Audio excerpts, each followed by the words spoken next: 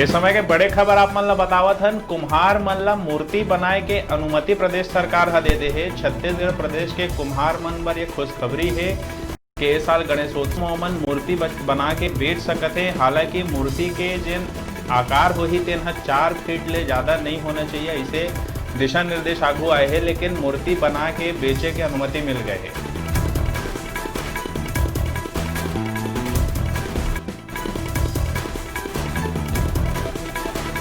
कुछ समय पहले से ही मूर्तिकार और चित्रकार संघ के सदस्य मन ये बात के आग्रह करत रही सरकार सो के मूर्ति बना के बेचे के अनुमति मिले जाए।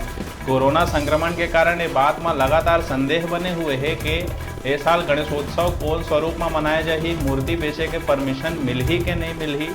तेकर बर ओमन लगातार प्रदेश सरकार से आग्रह करत रहीन है और आज ओमन ला मूर्ति बनाए के अनुमति मिल गए।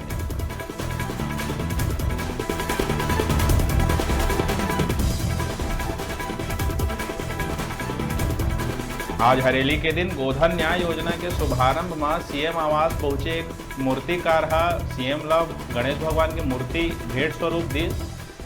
ओकरे समक्ष सीएम ए बात के घोषणा करिस है कि जतका कुंभकार हैं कुम्हार हैं तेन मन मूर्ति बना के बेच सकत है, लेकिन वो मूर्ति के आकार 4 फीट ले ज़्यादा नहीं होना चाहिए।